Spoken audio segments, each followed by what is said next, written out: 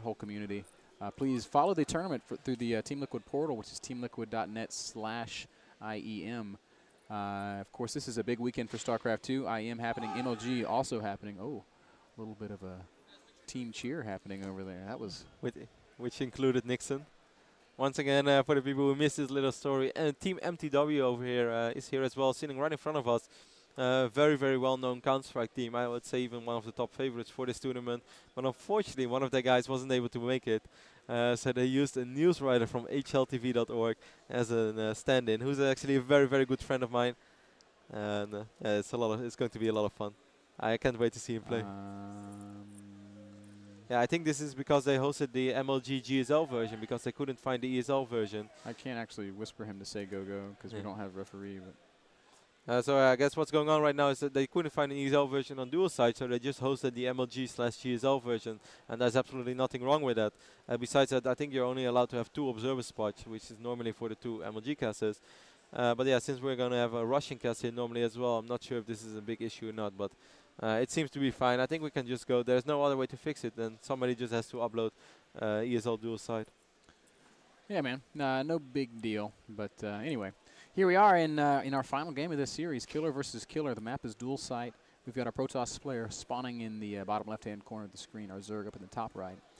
And I do think this is a Zerg map, Kev, because of a couple of reasons. I think it plays out a lot like Zelnaga in that it's a 2-player map. And I would even call Zelnaga a Zerg map until Protoss gets the gold base. When Protoss gets the gold base on Zelnaga, things get a little bit hairy. Not because Protoss has a gold, but because Protoss has a gold in the center of the map, and it really controls movement. Dual Site has that same gold base, but it's off in the corner. So you're not really able to just park your army there, secure a gold base, and deny all movement through the middle.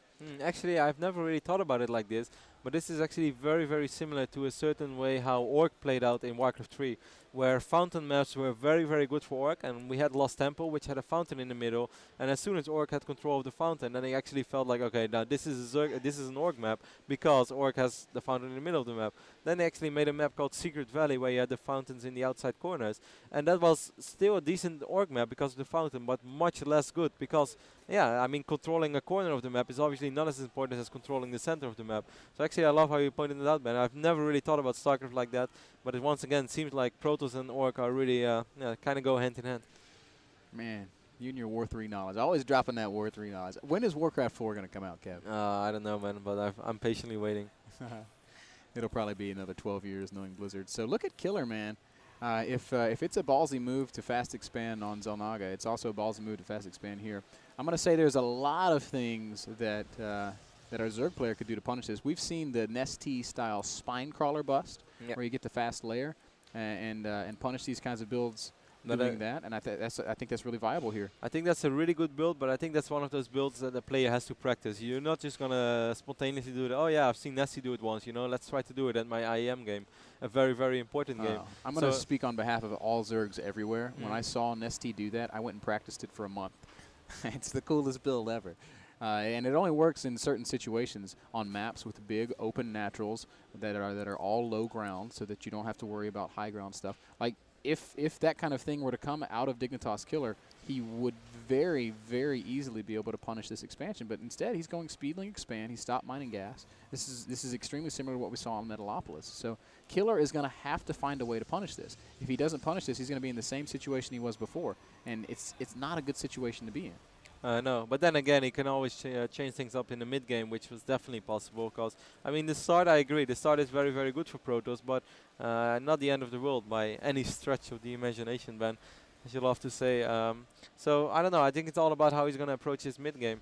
By the way, I tried that little probe trick, you know, where people say that if you keep your probe next to the assimilator, that you can actually steal the other guy's assimilator. And I tried it, and apparently I did it wrong, because the guy just stole my assimilator. And I was like, what the hell? Like, now I'm going to have to play a PvP on one gas, and I didn't make a sellout, so I just left the game straight away. I was like, that's so man, funny. I'm going to try that in a custom game next time. Yeah, we should probably test that a little bit. But I guess, the people said you shouldn't just right-click on it, you should actually put hold position on it as well. And I didn't do it. Like, I just thought, like, as long as it's standing there, it's fine. But I guess you have to press hold. Like, the hold is really important, which I didn't know. So the guy just stole my gas. He was like standing there, probably thinking like, "What the hell is this horrible Protoss doing?" Probe just idle by his gas. This retard doesn't realize he's not mining with all of his probes. Yeah, that's so funny. Once again, really nice building placement by Killer. He's made a complete wall, the only gap being a very small one between his probes and that cannon. So I would imagine that his whole game plan is if there's a Ling run by, just take all your probes and right-click on that gap. I think that is very nice by TSLKiller, but sometimes I feel you shouldn't overdo it either. Like, you shouldn't trap yourself too much, because then you can get in a situation that you can play... Mutas come out. Yeah, against Mutas. Like conga line of stalkers. Exactly. I know that it's unlikely on a map like dual-sided two-player map where Protoss can very easily counter-push, and it's hard to make spine crawlers in a proper position as well. So, yeah, this is definitely not a Muta map pure song, but then again, you should kind of think about it, and you shouldn't overdo it too much either. I mean, a wall of like this, that's very necessary, that's excellent, that's awesome. But this cybernetics core, I'm not too sure about. Yeah, I'll say this though: if Killer or if our Zerg player was going to go mutas, these Phoenixes would scout it, and he'd be able to prepare in ample amounts of time. Yeah, that's true. So that is going certainly in our Protoss players' favor right now. Worker-wise, we do see 38 probes to 35 drones. So once again, things shaping up very, very nicely for Songho, the Korean Protoss player. Indeed. We do have that turret actually up already. It's not running yet, but the Queen is almost there. Creep tumors are trying to make their way over, so obviously connecting those basic creep. Killer already having quite a bit of drones. I mean, quite a bit of larva stacked up. Not sure how it is in his main base. I mean, he's got 4 larva and only 1 in the main, so a little bit of larva stacked up that he just can't quite afford right now. We can see that his money is quite low in spite of having that excess larva. And Kevin, man, I hate making these kinds of statements, but I really feel like if you're gonna go speed against Nexus first, you can't win. You have to do something. Well, I do think you can win, but I agree that it's not a situation which favors you. And if you just do absolutely nothing with it, then it's kind of like the first minor moral victory for Protoss. You know, all right, cool, I've got a better economy than you. You got your speed links, you did absolutely nothing with it. That's kind of like if a Protoss would open up with few zealots, which is not really the case right now because these zealots are very late. I do kind of like the timing of this though. Like, it's not just a zealot push, which became popular lately, but we actually have a Void Ray among as well. We have 5 roaches on the way. This is going to be really tough to hold. Did he produce this from 1 gate? He's got 4 gates, 3 more in the back of his main base there. Ah, so he just wiped them in all at once now. That's actually very smart. So a 4-gate Void Ray push over here. We have 12 roaches on the way. Queen is out of position. Creep is almost connected. Third hatch is going to fall, man. There's no saving it. Wow, very, very nice timing right here by TSLKiller. Dignitas Killer is going to try to save his hatchery, but it's just a little too late. And really, really nice timing with those 4 gates and the Void Ray. And that's a way that you can still make Void Ray play work. Yeah, but I just think it's one of those situational things that only works because the opening was so bad for the Zerg player. Like, if our Zerg player had played a more economic game, he's got twice as many, not twice as many, but he's got 20 more drones at this point in the game, and he's able to hammer out a ton of units. He's got a macro hatch. It's just a really awkward situation. I don't like the way that TSLKiller played this. Dignitas Killer. Yes, Dignitas Killer. God, that's hard. I know it's hard. No worries. And I agree with you. I do not think it would be 20 drones, though. I think you're slightly exaggerating them, but yeah, close to 10, between 10 and 15 should be possible. And yeah, then of course it's a whole different ball game. Once again, Dignitas Killer is somehow still going to try to do something with his Roach. Actually, well, he's doing a decent job with his Roach. He's sniping a few gateway units. But then again, Protoss is already very, very comfortable in the situation that he's actually in right now. He's like, all right, I took down that third base.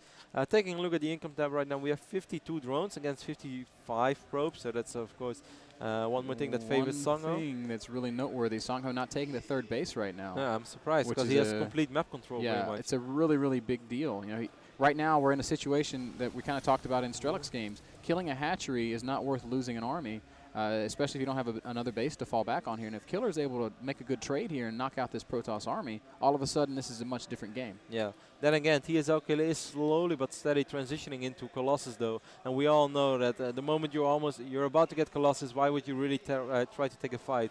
Killer right now doesn't really know that, so he's still making Hydras, and I do not think that TSLKiller is actually going to try to fight sometime soon, even though like right now it seems to go for it. A couple of Zealots falling down, those Hydras joining in the fun as well. Oh, but there's just 3 Voids is too many for 3 Hydras, unfortunately, for the Zerg player.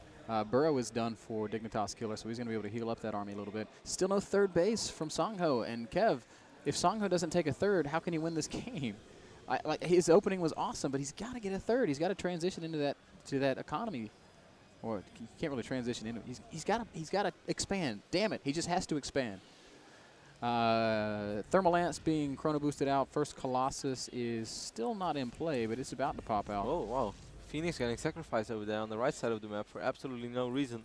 the way it was flying, I really felt it was like an hallucination. I was like, since when did he have hallucinate? Yeah. But he just kind of sacrificed the Phoenix, which is a very expensive scout. It does get the job done though.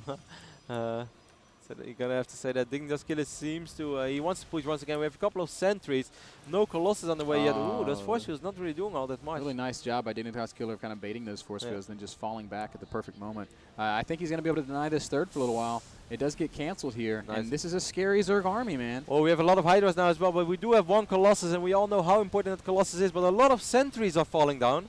Yeah, a ton of sentries falling down. This Zerg army will eventually be dealt with, and now, finally, Songho is going to be able to expand it to this third base, but he's still down in supply. He's going to go push over to the third base of the Zerg player. Ooh, 18 roaches on the way, Ben. Do you think he's going to be able to hold? I think it will be very close. It's going to be close, and if Songho overextends, I think he could lose the game right here. But of course, if he wins, he's going to win the game right here. So we'll see what happens. We have a Queen now as well, assisting those Hydras, so he might be able to take down a few Void Rays. One Void Ray did fall down in the end. The drone's getting pulled now as well, but there are so many roaches over here for Dignitas Killer. Losing so many units, but if he keeps his Colossi alive, I think he could probably be okay. Void Rays are fully charged. Where are the Queens? There's a lot of Queens out for Dignitas Killer. He's got 4 Queens up in his main base. Bring him down for the Void Rays, man. Killer having a lot of larvae actually at this base, and I would say that's the larva you want to use the most, because that would reinforce your army immediately. Oh, it is actually hotkeyed, but he's just not using it right now. So a little bit of a mistake. Killer, you have so many Queens. Just bring your Queens down, man. He's waiting for Hydras. One Hydra does come in right now. He might be able to take down this first Void Ray. Yes, he will. And now perhaps he will be able to save enough time for that second Void Ray to not take out this hatchery.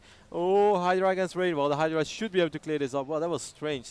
Very strange the way that really bizarre the battle way that unfolded. All these Queens with full energy. Dignitas Killer maybe not showing the best mechanics ever, but he is spending all of his money. Still 20 supply ahead. Oh, look, Colossus kind of misrallied right there. That's very dangerous right now. This Roach is trying to keep track, but we have 2 Colossus coming in now as well. You know, Songho, he's sort of stabilized now, in spite of taking this really late third base. Still, though, there's still time for Dignitas Killer to deny that third. He's got maybe 1 or 2 production cycles where he could do some big damage. If he waits too long, though, there's now 4 Colossi out. Oh, my gosh. Spire just now starting. Things are starting to get really bad for our Zerg play. Yes, indeed. 61 probes. We have 1 cannon over here as well, which is nice for detection. This is something that I even forget quite a lot myself often in games. Like, you know the opponent has burrow, and still you don't really build cannons at every single base. If you, as long as I have my army there, it's okay. Oh, man, these Colossi just doing way too much damage. Killer pushing into Killer and killing a lot of stuff. Roacher's just getting roasted. Hydra is all falling down. This is a really nice trade for our Protoss player. Yes. Excellent exchange there. He was down 20 supply. Now he's up, well, now he's down just 7 after the next production cycle. Spire about 75% complete, so some Corruptors will help. But Dignitas Killer's running out of time, man. And if he doesn't do something to check these Colossus numbers, he's going to lose this game. Something that's, I'm surprised that TSLKiller is still wiping in so many Zealots. Do you think it's just pure meat shield for the Colossus? Just thinking like, all right, you were making a ton of Roaches. Okay, I'd rather make Zealots then instead of Stalkers, because Zealots are obviously a lot cheaper, and my Colossus will eventually kill the Roaches anyway. You have to realize how long he was stuck on just 4 gas. He's only started mining off his 5th and 6th gas just now. So, I mean, he's only now able to start affording that extra, those extra gas units, those Stalkers or whatever else he wants to add in there. So I do think it's mostly me shield, but I also think it's basically all he can afford. Yeah, that makes sense as well. I was talking a little bit with XLab about that before this series, or actually just in the start of this tournament as well, that against Terran it's very, very easy to dump your minerals, just make Zealot charge balls all around the map, and they will always be effective with Warp, for instance. Against Zerg it's a little bit of a different story. You're going to have to think a little bit better about it. Obviously you can make cannons, but you don't really want to make cannons if you feel like you're kind of ahead in the game already, because then you allow your opponent to come back. So in a situation like this, I guess it's still worth it to make Zealots, which is normally a unit you don't really see all that often in the later stages of Protoss vs Zerg. Yes, indeed. First Corruptors are out. 8 Corruptors against 6 Colossi. And oh my gosh, it's just too many Colossus. They're going to kill way too many Roaches. Actually, I don't think Dignitas Killer can clean any of this up at all. He's going to kill a handful of Colossi. Actually, the Stalkers are actually focusing the Roaches. They're not really working on those Corruptors, so eventually Dignitas Killer will be able to take out, no, not every single Colossus, but a lot of Colossus are falling down. He kills a bunch of them, probably more than he should have killed. Yeah. He's gonna get out of that with 2 Colossi left, but you know, Dignitas Killer loses everything else, and so GG there. Songho does take it. wins the series 2-1. That was a really kind of a closer game than I thought it needed to be. It was a very close series, and it was a very strange series in general. I really felt that none of the players really showed their A game right here. Yeah, that was odd, man. TSLKiller had a really nice opening, and he did a really good job at denying the third base, but he never took a third of his own. It was so late. He was taking his third at like 12, 13 minutes. Yeah, I like the 4 gateway void ray pressure a lot. Yeah. I mean, we keep talking about how we feel like those kind of void ray openings, they're outdated if you really rely on those void rays doing the damage. But hey, if you suddenly throw up 4 warp gates and you warp in a couple of zealots, it's a whole different story. Yeah, like those two, dynamic completely. those 2 queens are suddenly not that scary anymore, and he's gonna have to wait for roaches, and you're able to kill that third. And actually, a minor moment like that pretty much decides how this entire game got played out. I did like it that Dignitas Killer still tried to get his base up and running at the right side of the map as soon as possible, but yeah, the moment you start making Hydras against the Colossus and you not really have a superior economy, it kind of feels like you're fighting an uphill battle. Too little, too late, man. So Dignitas Killer, unfortunately, goes down 1-2 to TSLKiller. That means that they're both 1-1 in the group right now. Yeah, that is correct. Wow.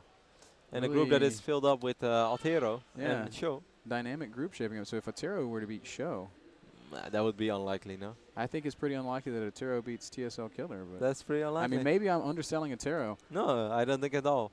I think that was quite a surprise. Well, I watched those series. For the people at home who don't really like to watch replays or prefer VODs, I can talk a little bit about that series. I was watching the first game, and I really like the strategy of Altero. It's really smart. You know, he went for a 4-gate. Smart. He went for 4-gate with Phoenix, and Songhao did kind of see it coming, but he used his sentries. But then those Phoenix flying, you lift up the sentries. We all know that sentries are light armored units. I already got invited into the next game. That's very good news. That means that we don't even have to take breaks anymore. But yeah, use those Phoenix, lift up the sentries, and then walk in with the gateway units. While Songhao went for Blink Stalkers with the Robo, so very, very common build nowadays in PvP. But yeah, that's just hard to hold, you know. In that moment, you're going to have 8, 9, 10 Blink Stalkers, and Blink wasn't even ready yet.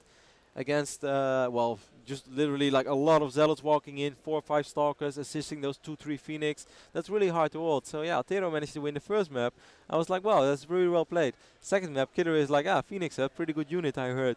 So Phoenix starts making, Killer starts making Phoenix, while Altero may actually Blink Stalks himself, and he lost the game. So Phoenix won again, and it was 1-1. The third game, I was not able to watch everything, but what I did see was that it was similar openings. So Blink Stalker Robo.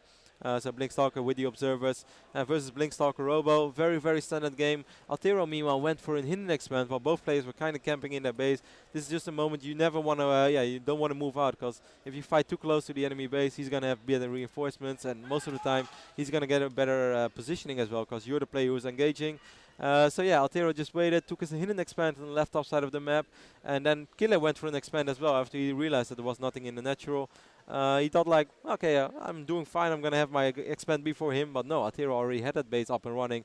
Not that many probes, but yeah, as soon as you have in a PvP, as soon as you have 4 simulators against 2 for just 45 seconds, you're already miles ahead. As silly as it sounds, you're really miles ahead. Big deal in PvP. So yeah, I didn't see the end of the game, but I can only imagine that it was just more Blink Stalkers, Blink Stalkers, Blink Stalkers, and Altero winning that series 2-1. And yeah, really impressive performance if you ask me.